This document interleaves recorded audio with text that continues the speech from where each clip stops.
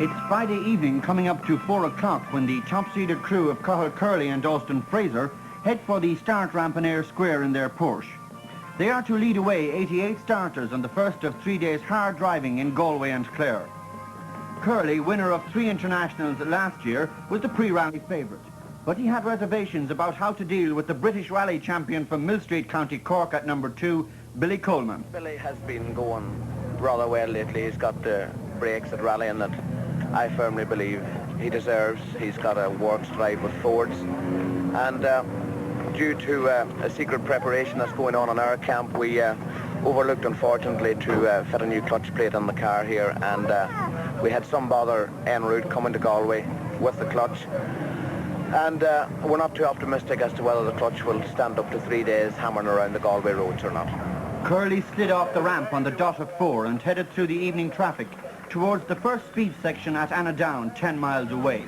Next in line was Billy Coleman, co-piloted by international John Davenport. John, a prediction? Not at the moment. The weather looks fine. I hope it stays that way.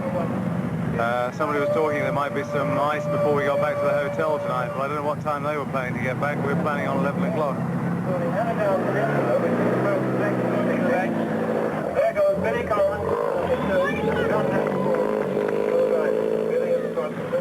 Chris Slater, a former British champion in the Datsun Violet, was the first of the 16 visiting drivers. Jack Tordoff, the Circuit of Ireland winner in '73, was the second Porsche Carrera to head off. Desi McCartney from Larne, another Porsche challenger. Was it to be his rally? Mayor Fintan Coogan flagged away the cars at 30-second intervals. Noel Smith of Dublin, another of the 9 Porsches in contention. And so on they went into the Galway countryside. The first evening's work entailed 10 special sections in the Headford area, over 90 miles of high-speed motoring against the clock. The vantage points were quite full, in wait for the top men led by Cathal Curley.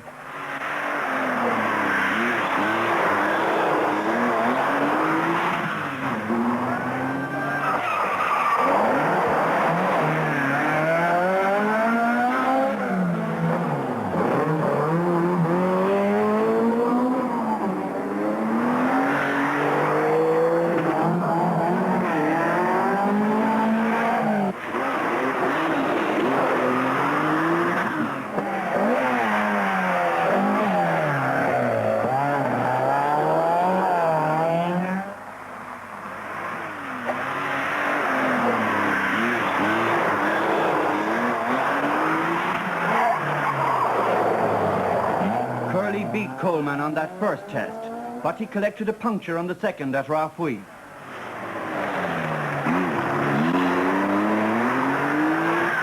An opportunity for Billy Coleman to make up the deficit.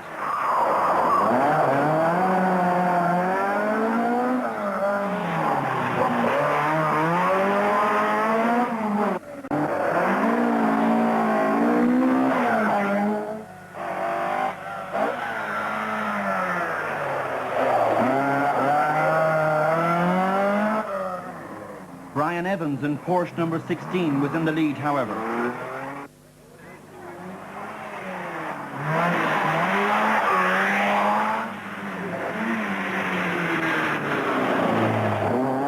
After further stages in darkness around Headford and Shrule, it was Coleman, Evans, Slater and Curley who looked to be the top men. But Billy Coleman was mostly concerned with Cathal Curley. He had a puncture on one stage and that gave us a half a minute advantage, but he seems to have made it up, or nearly made it up since then, you know. Are you driving in 10/10? Well, that's 8 or 9 anyway. We hope to put on a bit more pressure though as the night goes on. Okay. We'll stop at the first stage, put the reach down, we'll get a push. They head us up for about 2 minutes. It's been very good so far. We've had our problems. We had to do 7.5 miles with a flat front car. But apart from that, it's been a grand event so far. Well, it hasn't been without its moments so far. The puncture mile into the last stage and finished it on the rim. 7.5 miles on the rim, so a hairy moment. And we stopped it on the previous stage, not seriously. So we've been having our moments, but we're enjoying it. Unfortunately, we made a wrong decision with 2 big tires. We left it to Dunlop to decide, and decided on 2 big tires, and the car's handling horrible. And I've had a puncture in one stage. Apart from that, it's okay. We've had a bit of a nudge on the first stage. Not too serious though, but I think the cylinder head gasket is starting to go, so I don't know how long more we'll be running. It's going very smoothly. The car's going fantastically. I can't think of a time when I've been in a Ford that's gone so well. The stages have been pretty dry, but there's been a lot of gravel on them. And I think that's caught a lot of people out, especially those who, like us, are committed to using racing tyres. There was one test which started off with about 2.5 miles of gravel. A lot of people had punctures, but we took it very easy. We lost a bit of time, but, you know, we're still here, still fighting. Still in the very early stages of it. My prediction, Billy, seems to be going very well. We had a wee bit of bad luck. We've just had our first flat wheeling rally in for some 3 years, and we had it on the second special stage, and we lost a considerable amount of time due to this. But we're back and we're going again, and we're quite happy. The car's going well, and everything's in order so far. But as I said before, it's very early stages yet, and we don't particularly thrive in the nighttime sections of rallying because of my eyesight, believe it or not. But tomorrow in daylight we'll see what we can do with your associate and friend, Billy. I think we're in the lead by about half a minute. The organisers have got the times added up a bit wrong at the moment, but I'm sure when they get them sorted out, they'll find we're in the lead. The back of the seat is broken, and I'm trying to lift it up a bit so I can reach the top of the steering wheel a bit better. Well, did this actually happen tonight? Yeah, it happened on a bump 2 stages back. You know, when the car lands, you get so much weight that just the frame collapsed a little bit, you know. Those first 10 stages set a pattern for the second day. Billy Coleman led Cathal Curley by a minute. Desi McCartney got up to third and Chris Slater fourth. Adrian Boyd, Ger Buckley and Mick Dolan were just 3 of the many dropouts. English visitor Brian Evans dropped down the field after a series of car problems, but the pace up front was furious when we picked them up on the 21-mile corkscrew test in County Clare.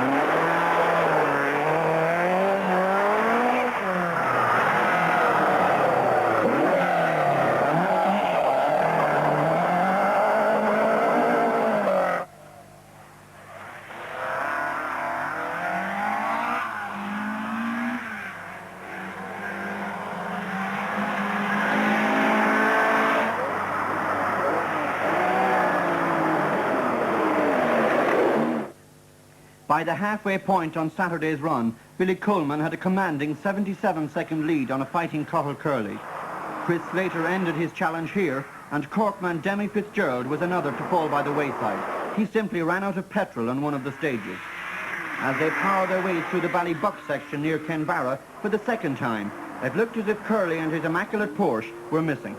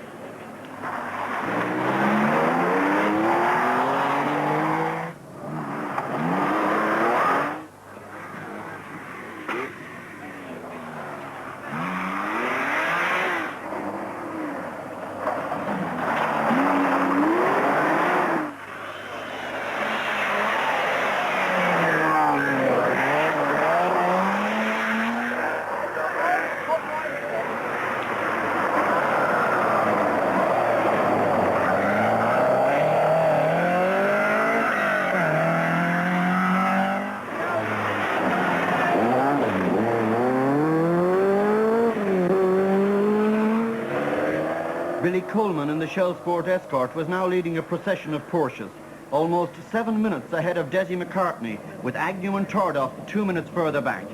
Billy, something has happened to Cathal Curley. Yes, he's turned the car over on the second last test.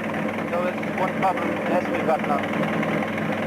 The very slippery part of the road, and we came along. The car was on its through, absolutely blocking the road, and we had to stop and push it out of the way. So 5, 4, 3.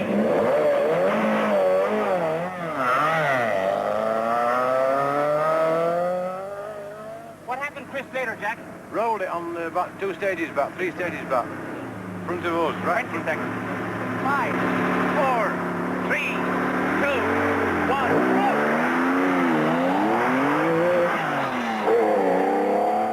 Desi, you're in second place now. How are you going to drive it from here on in? much the same way. We'll drive as 10 seconds. quickly as we seem. It seems quick enough at the time. It's hard to go too quick. 5, 4, 3, 2,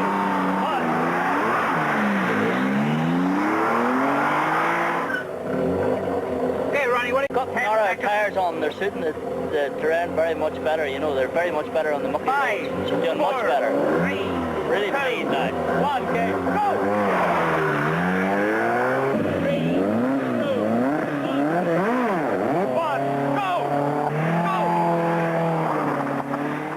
It was all go from here to the finish in Galway, again in darkness.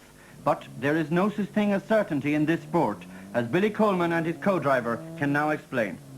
Just at the start of the last special section in the Saturday run, the car just refused to move it. You know, when it out the clutch, there was a slight crackle, and that was the end of the rally. It was a broken half shaft. It's one of those little slips twixt cup and lip which occasionally happen. And, you know, there's nothing you can do about it. You know, you just undo the seatbelt, take the crash helmet off and get out. I think the experience of this weekend, even though it wasn't very successful event results-wise, I think it's been good experience and be a good opener for the season. Having another go at Roger Clark when I go over there.